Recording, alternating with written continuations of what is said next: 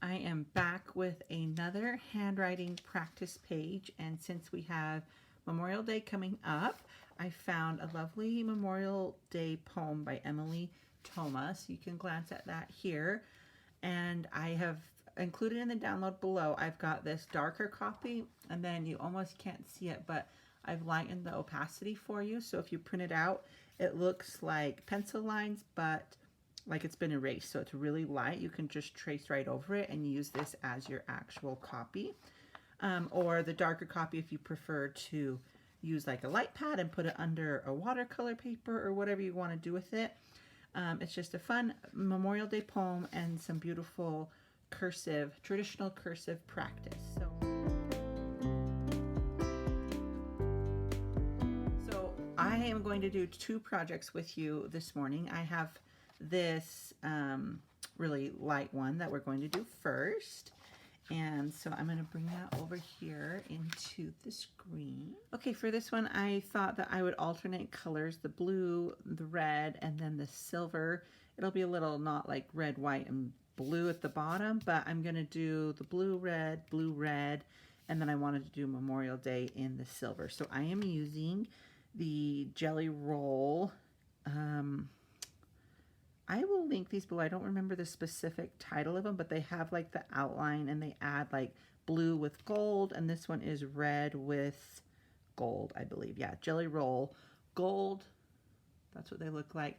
I'll make sure to link them below, but they add a little sparkle. And then for the silver, I'm using my favorite Molotow Liquid Chrome. I couldn't find my fine point one. This is the 4mm, but it will work fine.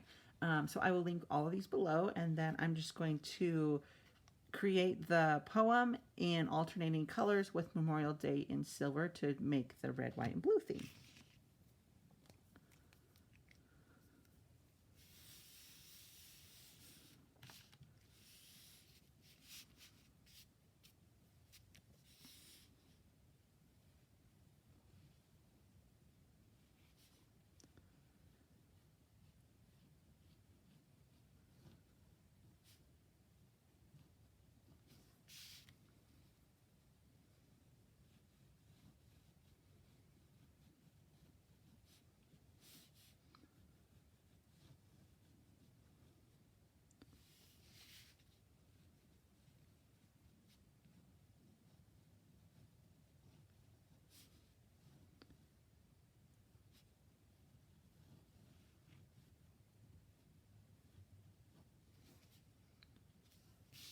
And I just realized that I didn't alternate the blue, so I'll do sentences now. I'll do a red sentence and then a blue sentence.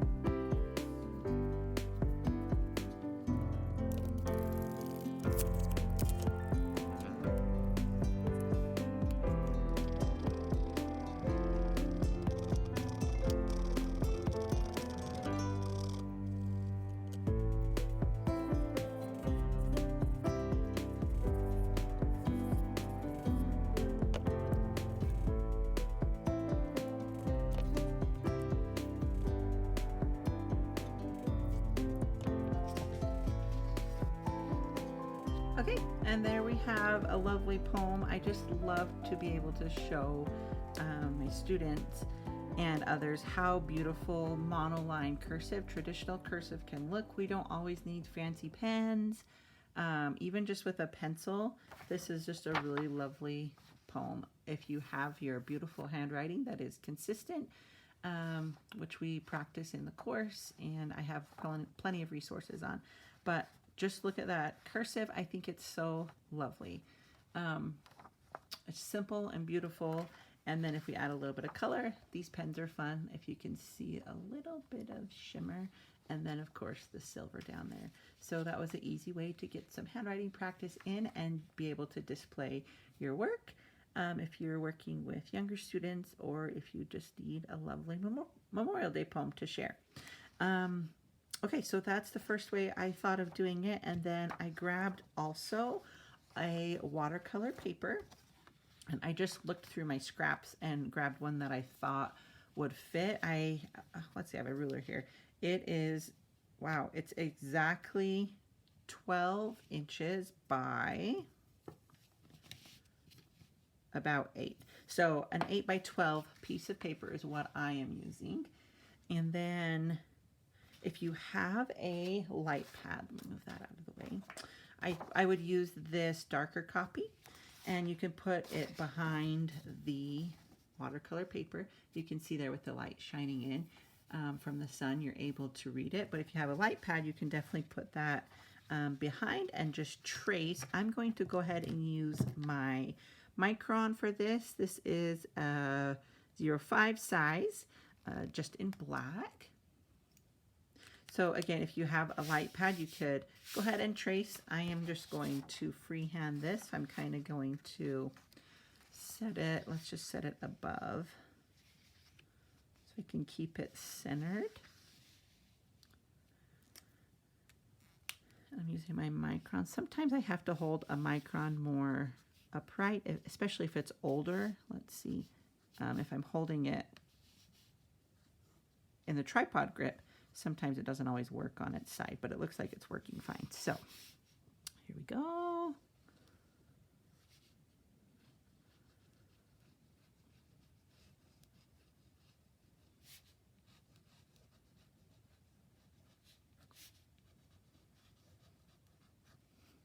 And I'm using the micron because I wanted to put a little watercolor with it, so I know that the micron won't bleed if I add some color over it.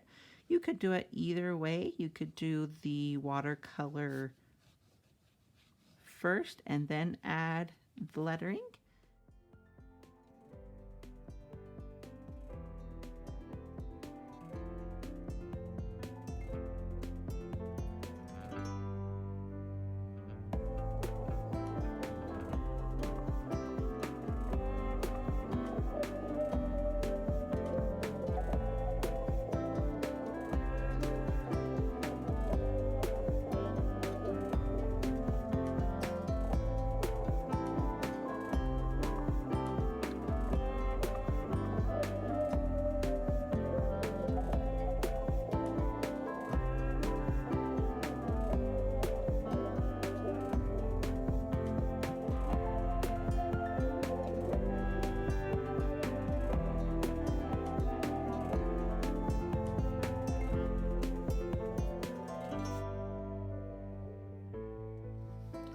So I ended up making that a little bit smaller than my sample. So I'm just going to trim some off of the edges and the bottom so it's a little more proportioned.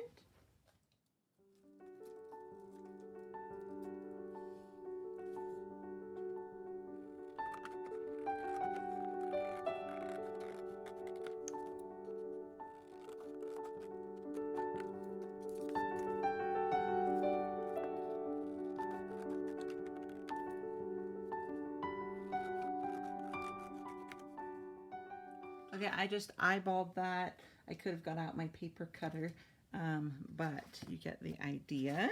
Just choose a scrap paper. Ideally, probably a rectangle shape because I wanted to do some more flag style watercolor. Just really loose, just kind of,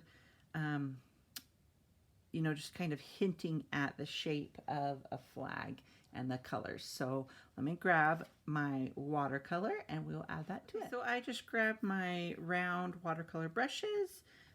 This is just going to be really to add some color and some background. And I'm going to, of course, we want some blue up here in the left corner, like the American flag. And then red, and I'll probably do, well, we might just leave it, but I could put in just a touch of like gray to look like a shadow for the white. So let's try it.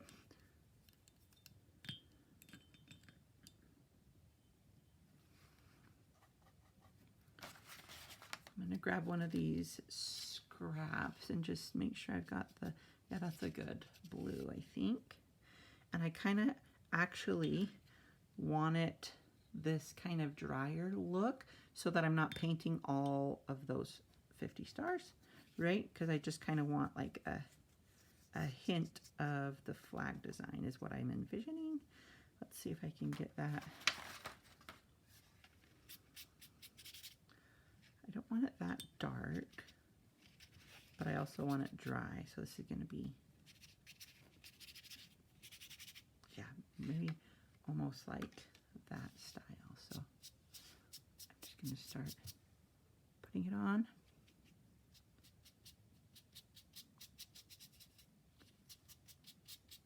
So it's not a solid blue. There's some white still in it to kind of insinuate. And then I could just grab a touch of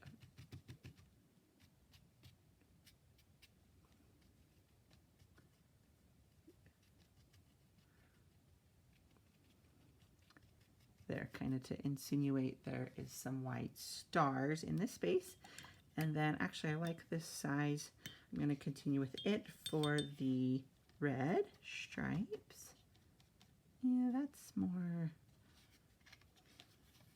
not the color I'm looking for. I want like a true red. That's better.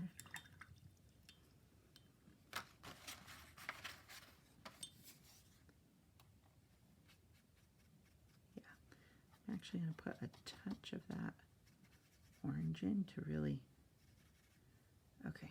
And I don't want it too dark, right? I just kind of want, let's see, I should double check that I am doing this correctly, how many stripes. It starts at the top with red. I'm just grabbing a photo really quick, make sure I've got this right in my head. And there's 1, 2, 3, 4, 5, 6, 7, 8, 9, 10. Yeah, I thought there was 13, but then I was second guessing myself. And then it starts with red at the top. So we'll go 1, 2, 3, 4.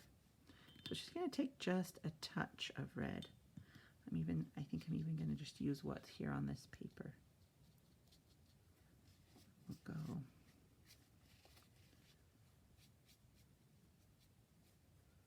I want it to be a more like vintagey watercolor feel, so I'm just going really light.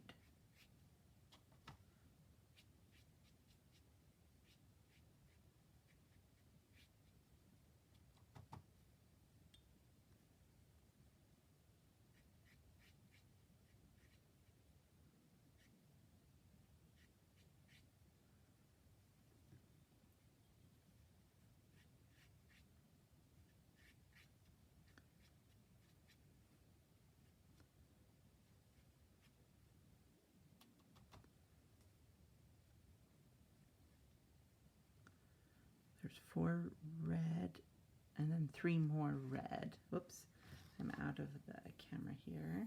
So go 1 here, 2 here, and then 3 at the bottom, but it's a little too dark. Spread that out.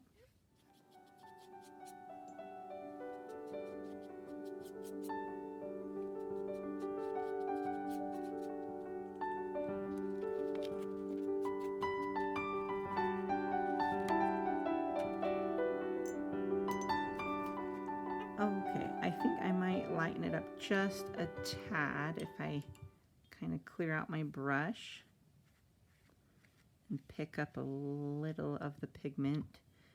The red's just a touch darker than I hoped for, but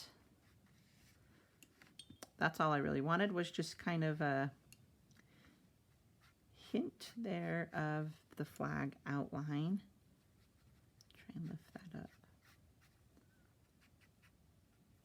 And I might just grab a paper towel, and I will use the paper towel to just soak up some of that red, since it's a touch darker than I wanted. There, I like that.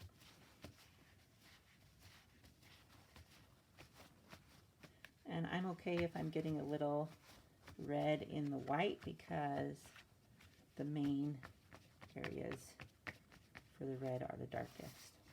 There, That's sort of just as I was envisioning. And that is just a fun, simple project you could do with your students in the classroom, for yourself. It would make a lovely postcard if you had someone serving. So that's a good size to send as a rectangle for a postcard. And then again, we had our other style where it's a little bit larger, but still a simple way to display your poem and practice your penmanship.